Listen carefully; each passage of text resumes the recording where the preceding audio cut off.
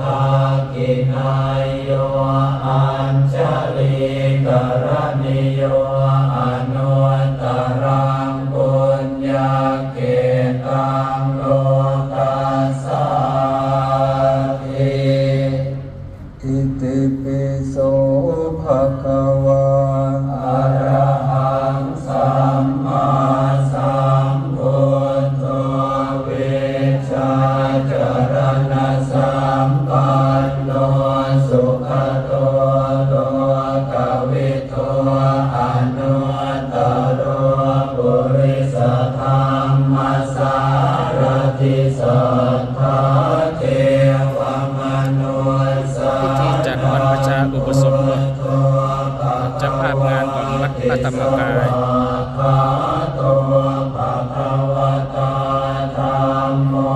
สันติติโกอาการิโกเอ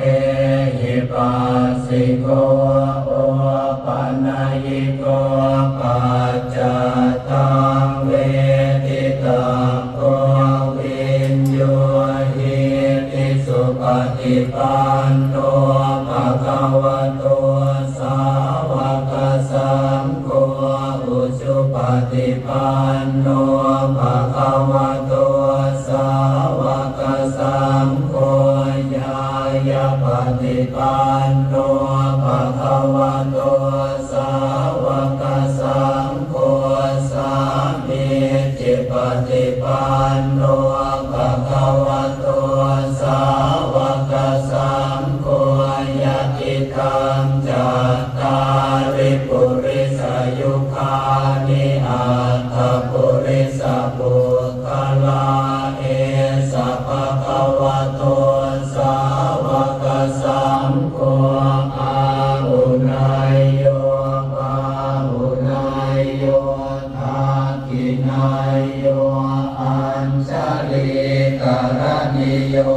อนุตตรังปุญญเกตังโลกัสสา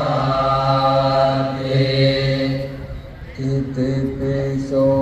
ภะคะวะ เวียนรอบพระอุโบสถ3 รอบ มาสัมพุทโธเวชชาจรณะสัมปันโนสัมมาสัมพุทโธเวชชาจรณะสัมปันโนสุขโต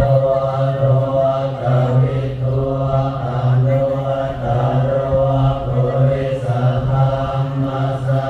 รติสัทธาเทวมนุสสา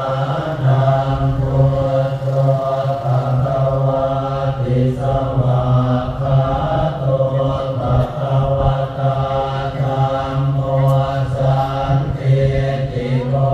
อาการิโกเอหิปัสสิโกโอปัญญิโก ปีนี้บรรพชาอุปสมบท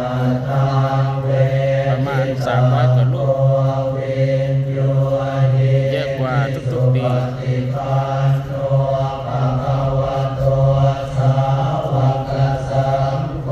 เวียนรอบพระอุโบสถ3 รอบ